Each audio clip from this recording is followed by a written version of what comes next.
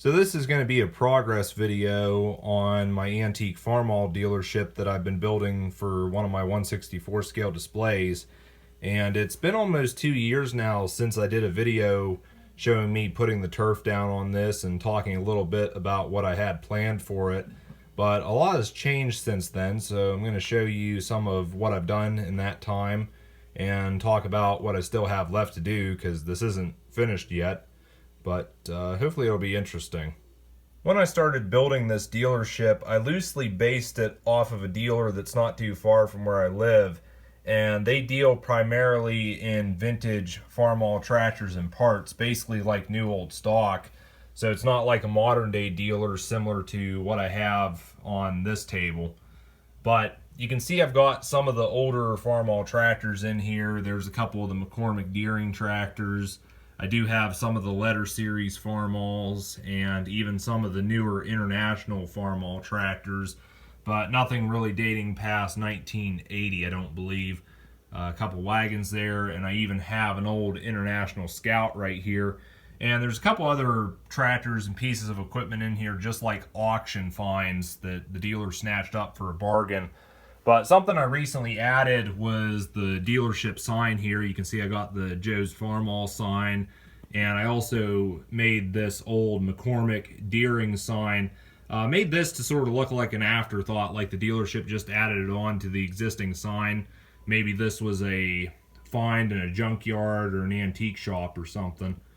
Now, I've done quite a few things to the interior of the building in the last year or so.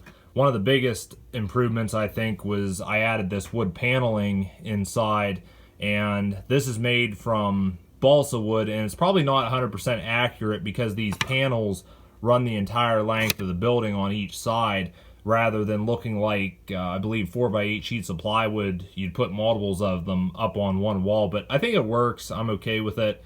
And another thing I added to this, which I do with a lot of my buildings, is I put in like these signs and photos and everything. Like you can see here, you got a vintage Pepsi Cola sign. There's another one in here over top of the vintage Pepsi machine. And there's also old Farmall signs, a couple photos here, like here's some old combines being transported like they were back in the day. There's the big Bud 747, sort of out of shot at the moment. Got an international truck here on this wall, and there's some it's a Farmall F30, but it's three of them put together onto one frame. I'll just go ahead and move this pickup out of the way here so you can see that photo a little better.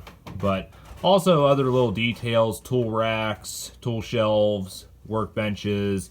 Got this one here with a little thermos and a sandwich. There's some for sale signs just laying there. Got some seats over here. One of these is out of a pickup truck, and a little dog laying right there. And of course the vintage Pepsi machine. See if I can turn this, just there you go. Yeah, see, it's just the vintage Pepsi Cola machine because it's a vintage Farmall dealer.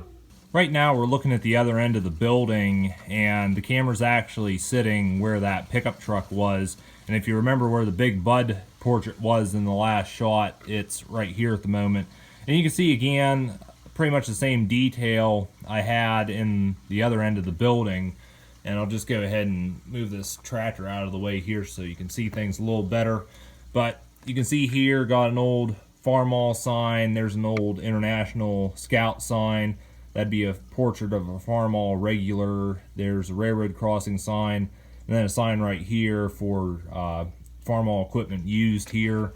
There's also the workbenches again, toolboxes, other miscellaneous things. Workbenches actually have little tools on them, you can see here.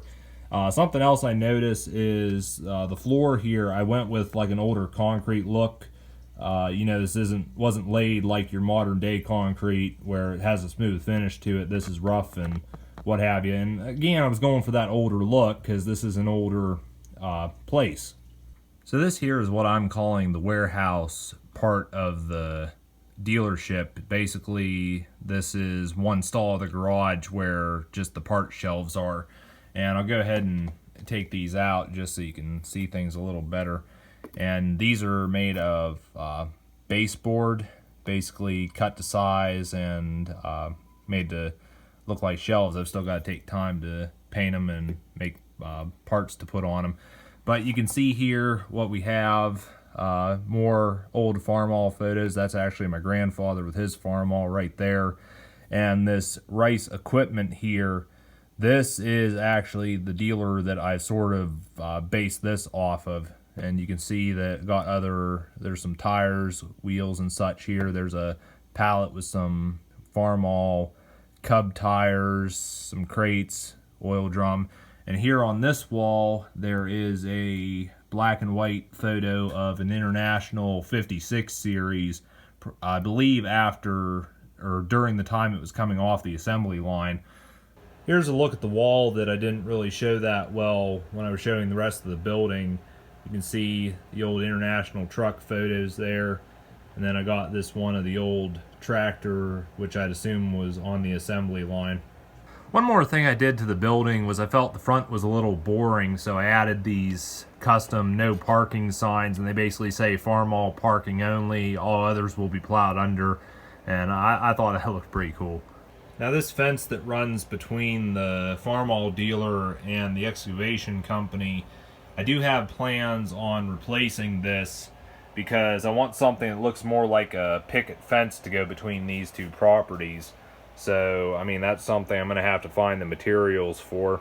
So yeah, that's Farmall Joe's. Been about 2 years in the making, on and off, and still got a bit to do before this is done, but quite impressed with how it's turned out so far, especially the interior of the building. I mean, I really do like those signs that I make. They just elevate the look that much more. But I would like to go ahead and get some more older tractors to put here in the lot. Not that I don't like what I have right now, it's just I'd like maybe some F-Series Farmalls in here, along with the letter series and, you know, these older Mccormick deering machines. But I'm thinking also a vintage combine somewhere. I'll have to see if I can find one. There's one more look at the dealership from another angle. And this actually used to be the property for my junkyard back when I first built this table. But I've since expanded on that and moved it off of this onto another one. But yeah, like I said, once again, I'm really pleased with how this dealership's looking, and curious to hear your thoughts on it as well. But that's going to be all for now. Feel free to leave a comment. Also follow me on my other pages. There will be links in the description. And until next time, thank you all for watching. I'll catch you in the next one.